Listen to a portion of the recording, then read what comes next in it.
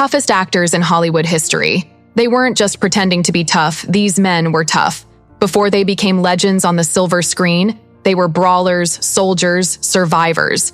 While modern action stars rely on CGI and stunt doubles, these guys brought something you can't fake. Real pain, real scars, and real stories.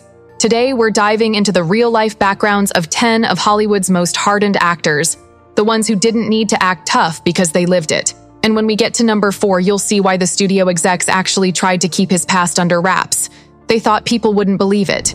But before we dive in, quick question. Where are you watching from? Drop it in the comments below. I read every single one, and I love hearing from classic film fans around the world. Now let's kick things off with a guy whose life story is more unbelievable than most war movies. Number 10. Audie Murphy, the soldier who became a star.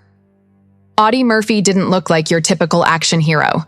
Short, baby-faced, soft-spoken, casting directors almost laughed when he walked into auditions. But what they didn't know was this quiet Texan was the most decorated American combat soldier of World War II.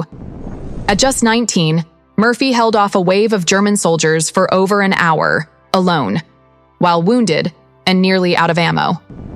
Then he led a counterattack. That act alone earned him the Medal of Honor. By the time he was 21, he'd racked up 28 military decorations, including every major American combat medal for bravery. Hollywood took notice when Life magazine featured him on the cover. But even then, studios hesitated. He looked too innocent. In fact, when he arrived for his first screen test, security didn't believe he was the war hero they were expecting. Murphy eventually starred in a movie about his own life, To Hell and Back. But even that film had to tone down his actual accomplishments because they seemed too far-fetched. Off-screen, Murphy struggled with PTSD, slept with a loaded pistol under his pillow, and fought inner demons for years. Yet he remained disciplined, professional, and humble. He didn't want to play tough guys. He just was one. Number 9. Charles Bronson. From coal mines to gunfights. Charles Bronson's voice was gravel. His stare, pure steel. And it wasn't just an act. Born into a dirt-poor coal mining family in Pennsylvania, Bronson was one of 15 kids. He started working in the mines at age 10. No lights, no safety, just hard labor hundreds of feet underground. He rarely talked about his past, but once admitted, "We lived with death and hunger. You either got tough or you didn't make it." Bronson's toughness was forged even further in World War II, where he served as a B-29 gunner, flying dangerous missions over Japan.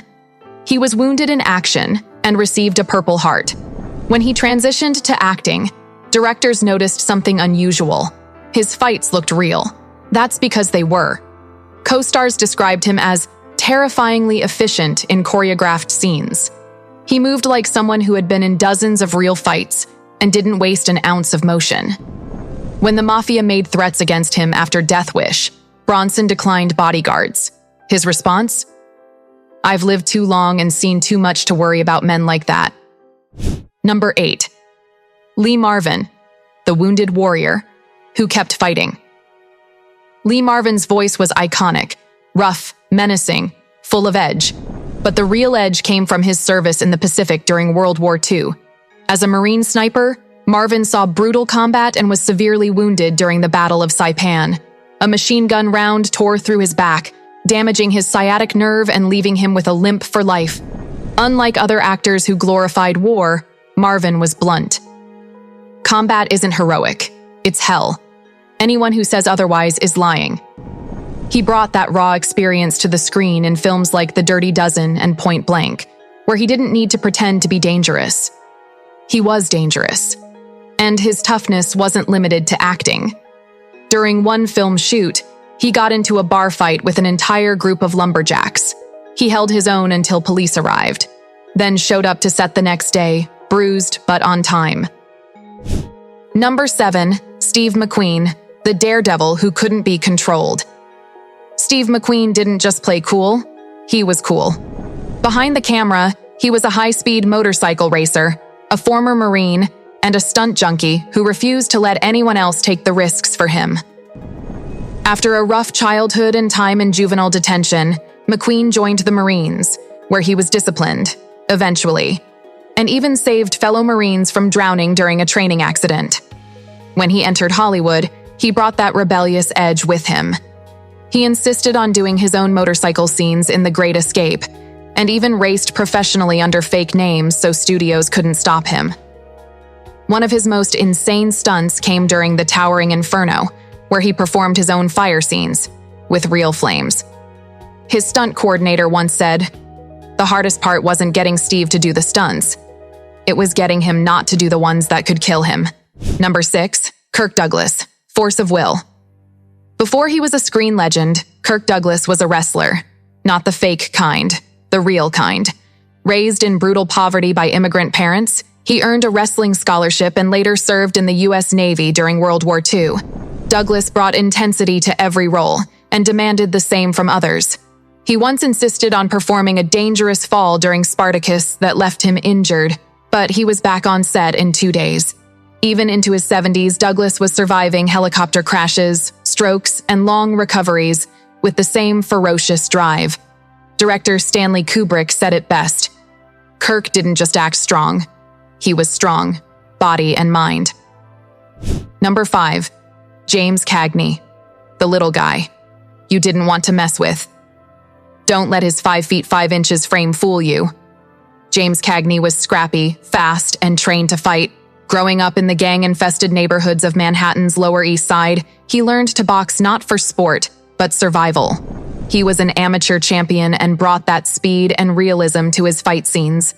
One director said, "When Jimmy threw a punch, it landed. He knew how to hurt someone. He wasn't just a fighter. He was a trained dancer." That combination made him agile, dangerous, and impossible to mimic. Bob Hope once joked, "Cagney would knock you down and then help you up with a smile." Number 4, John Wayne, the Iron Man of Westerns. John Wayne wasn't just an actor. He was an unstoppable force. At 6 feet 4 inches and built like a tank, he started as a USC football player and Hollywood stuntman before landing lead roles. During the Alamo, he cracked several ribs in a horse fall and kept filming. On The Greatest Story Ever Told, he tore ligaments and refused medical leave, and after losing a lung to cancer, he was back doing his own stunts within months. Wayne worked 14-hour days in scorching heat when others collapsed. Whatever else you think of him, his physical toughness was real. Number 3, Robert Mitchum, the hobo turned star. Robert Mitchum didn't need to act tough. He lived through it. As a teenager during the Great Depression, he rode trains, worked as a coal miner, boxed under a fake name, and even spent time on a Georgia chain gang. He had the physique and weariness of someone who had seen things.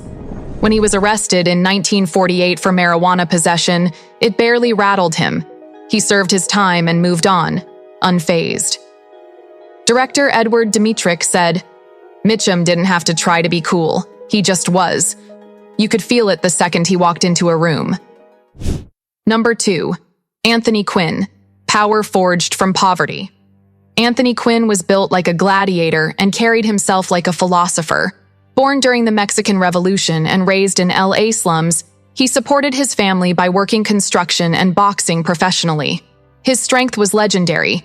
He lifted real logs in Zorba the Greek and climbed cliffs at age 46 in the guns of Navarone. But what made him special was his comfort with showing vulnerability.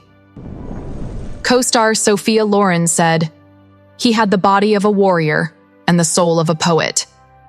Number 1, Charlton Heston, the man who never backed down.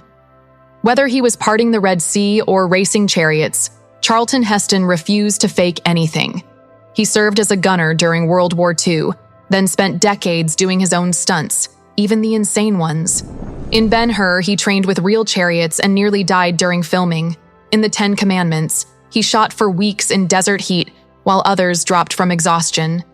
His pain tolerance was unmatched, once injuring his arm but filming anyway with no complaint.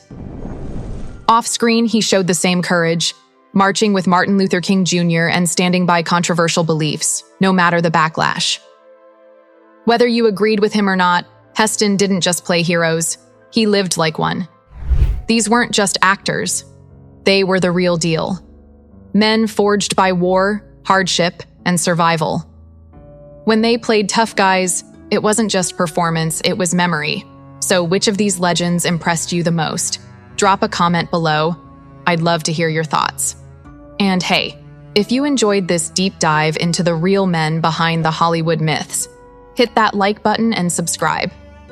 Every subscription helps me buy more coffee to make videos like this. And trust me, I drink a lot of coffee. Until next time, stay caffeinated.